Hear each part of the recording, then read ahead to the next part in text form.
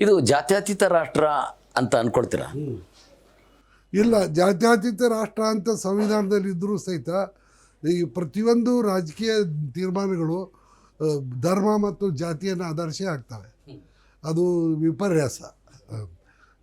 ಹೆಸರಿಗೆ ಜಾತ್ಯತೀತ ಇದೆ, ಆದರೆ ಎಲ್ಲ ಪಕ್ಷಗಳಲ್ಲಿ ಹೆಚ್ಚು ಕಡಿಮೆ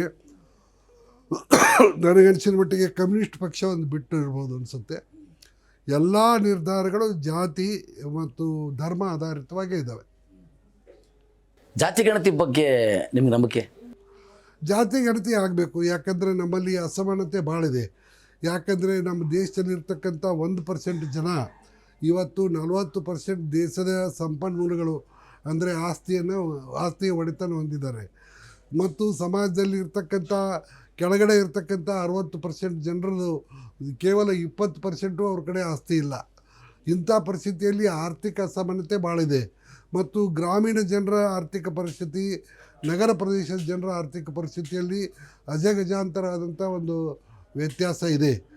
ಆ ಕಾರಣದಿಂದ ಈ ಜಾತಿ ಗಣತಿ ಮಾಡಿ ಯಾರು ಹಿಂದೆ ಉಳಿದಿದ್ದಾರೆ ಆರ್ಥಿಕವಾಗಿ, ಸಾಮಾಜಿಕವಾಗಿ, ಶೈಕ್ಷಣಿಕವಾಗಿ, ಅವ್ರಿಗೆ ವಿಶೇಷವಾದಂಥ ಸೌಲಭ್ಯವನ್ನು ಕಲ್ಪಿಸೋದು ಸರಿಯಾದ ಕ್ರಮ ಅಂತ ನಾನು ಮೊದಲಿಂದ ನಂಬಿದ್ದೇನೆ, ಈಗಲೂ ನಂಬಿದ್ದೇನೆ. ಆದ್ದರಿಂದ ಜಾತಿ ಗಣತಿ ಮಾಡಬೇಕು. ಜಾತಿ ಗಣತಿ ಅಂದರೆ ಅದು ಜಾತಿ ಗಣತಿ ಅಲ್ಲ, ನಿಜವಾಗಿಯೂ ಅದು ಶೈಕ್ಷಣಿಕ, ಸಾಮಾಜಿಕ, ಆರ್ಥಿಕ ಸಮೀಕ್ಷೆ. ಅದನ್ನು ಮಾಡಿ ಅದರಲ್ಲಿ ಯಾರು ಹಿಂದುಳಿದವರು ಅಂತ ಕಂಡು ಬರ್ತಾರೋ ಅದು ಅವರಿಗೆ ಹೆಚ್ಚಿನ ಸೌಲಭ್ಯಗಳನ್ನು ಒದಗಿಸೋದು ಸರ್ಕಾರದ ಧರ್ಮ, ಸಮಾಜದ ಧರ್ಮ ಅಂತ ಭಾವಿಸಿದ್ದೀನಿ. ಮತ್ತು ಇದು ಸಮಾಜಕ್ಕೆ ಒಂದು ಉತ್ತಮವಾದಂಥ ಒಂದು ಹೆಜ್ಜೆ ಅಂತ ನನ್ನ ಅಭಿಪ್ರಾಯ.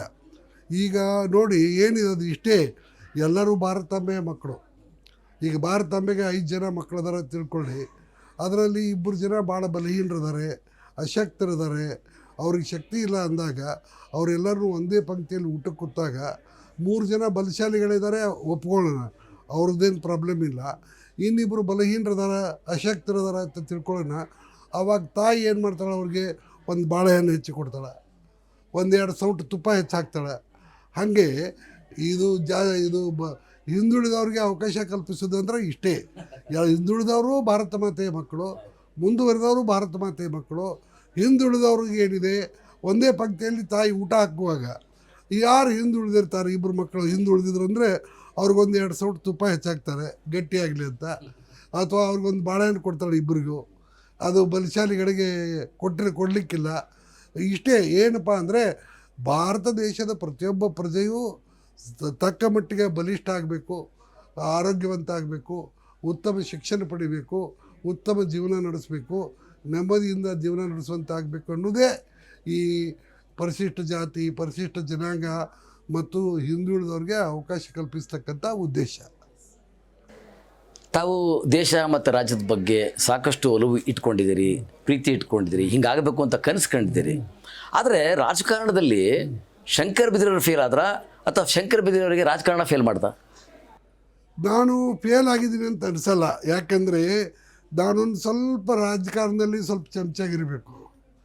ಮತ್ತು ಒಬ್ಬರು ಒಳ್ಳೇದು ಮಾಡಲಿ, ತಪ್ಪು ಮಾಡಲಿ, ಒಬ್ಬರನ್ನ ನಮ್ಮ ನಾಯಕರು ಅಂತ ಒಪ್ಕೋಬೇಕು. ಮತ್ತು ಮೂರನೇದಾಗಿ ಏನಿದೆ, ಸ್ವಲ್ಪ ನಾವೇನು ಪ್ರಿನ್ಸಿಪಲ್ಸ್ ಏನಿದ್ದಾವೆ ಅವತ್ತನ್ನು ಬಿಟ್ಟು ಕೊಡಬೇಕಾಗುತ್ತೆ. ಈಗ ತಿಳ್ತಾ ನಾನು ಅದನ್ನು ಬಿಡಲಿಕ್ಕೆ ಒಪ್ಪಲಿಲ್ಲ, ನನ್ನ ಮನಸ್ಸು ಒಪ್ಪಲಿಲ್ಲ. ಆದ ಕಾರಣದಿಂದ ನಾನಾಗಿ ಹೊರಗೆ ಬಂದಿದ್ದೀನಿ. ನಾನಾಗಿ ಇವತ್ತಿನ ತನಕ ಯಾವ ರಾಜಕಾರಣಿ ಮನೆಗೆ, ಯಾವ ಪಕ್ಷದ ಅಧ್ಯಕ್ಷರ ಮನೆಗೆ, ಇಲ್ಲೇ ಆಗಲಿ ಡೆಲ್ಲಿಯಲ್ಲಿ ಆಗಲಿ ಹೋಗಿ ನನಗಿಂಥದ್ದು ಕೊಡಿ ಅಂತ ನಾನು ಯಾರನ್ನೂ ಕೇಳಿಲ್ಲ. ನಾನಾಗೆ ಅವರಾಗೆ ಕರೀಲಾರ್ದೆ ನಾನು ಯಾರನ್ನೂ ಹೋಗಿ ಭೇಟಿ ಮಾಡಿಲ್ಲ.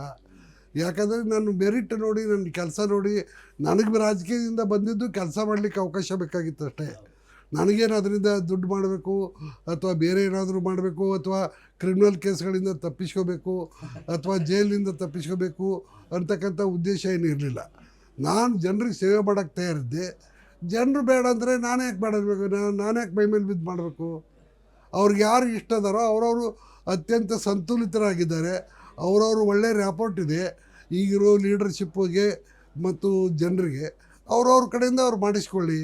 ಇನ್ನೂ ಒಂದು 4-5 ಜನ ಇದ್ದಾರೆ, ಒಂದು 4-5% ಜನ ರಾಜಕೀಯದಾಗ ಒಳ್ಳೆಯವರು ಇದ್ದಾರೆ, ಇಲ್ಲ ಅಂತ ಹೇಳೋದಿಲ್ಲ.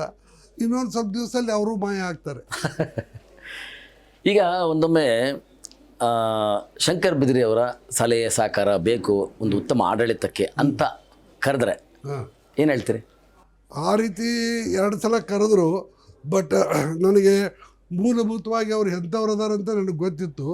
ಅದಕ್ಕೆ ನಾನು ಫೋನ್ ಅವ್ರಿಗೆ ಹೇಳಿದ ಮೇಲೆ ನಾನು ಅವ್ರ ಕಡೆ ಹೋಗಲೂ ಇಲ್ಲ. ಒಂದು ವೇಳೆ ಯೋಗ್ಯ ವ್ಯಕ್ತಿ ನಿಜವಾಗಿ ಜನರಲ್ಲಿ ಕರ್ನಾಟಕ ರಾಜ್ಯವನ್ನು ಅಭಿವೃದ್ಧಿ ಮಾಡಬೇಕು, ರಾಜ್ಯಕ್ಕೆ ಉತ್ತಮ ಆಡಳಿತ ಕೊಡಬೇಕು, ರಾಜ್ಯದಲ್ಲಿ ರಾಜ್ಯದ ಅಭಿವೃದ್ಧಿ, ಔದ್ಯೋಗಿಕ ಅಭಿವೃದ್ಧಿ ಶರವೇಗದಲ್ಲಿ ಆಗಬೇಕು ಅಂತಕ್ಕಂಥ ನಾಯಕರು ಯಾರಾದರೂ ಕರೆದರೆ ನಾನು ಅವಾಗ ಪರಿಶೀಲನೆ ಮಾಡ್ತೀನಿ. ಇಲ್ಲಿ ತನಕ 2 ಸಲ ಕರೆದ್ರು, ನನಗಿಲ್ಲ ಅಂತಿಲ್ಲ. ಆದರೆ ನನಗೆ ಯಾರು ಕರೆದಿದ್ರಲ್ಲ ಅವ್ರ ಬಗ್ಗೆ ಅವ್ರ ಕಡೆ ಹೋದರೆ ನನ್ನ ಹೆಸರೇ ಕೆಡಿಸ್ಕೊಳ್ಳೋದಾಗುತ್ತೆ ಮತ್ತು ಯಾವುದೂ ಒಳ್ಳೆಯ ಕೆಲಸ ಮಾಡೋಕ್ಕೆ ಸಾಧ್ಯ ಇಲ್ಲ ಅಂತ ನನಗೆ ಮನವರಿಕೆ ಆದದ್ರಿಂದ ನಾನು ಹೋಗಿಲ್ಲ ಅಷ್ಟೇ.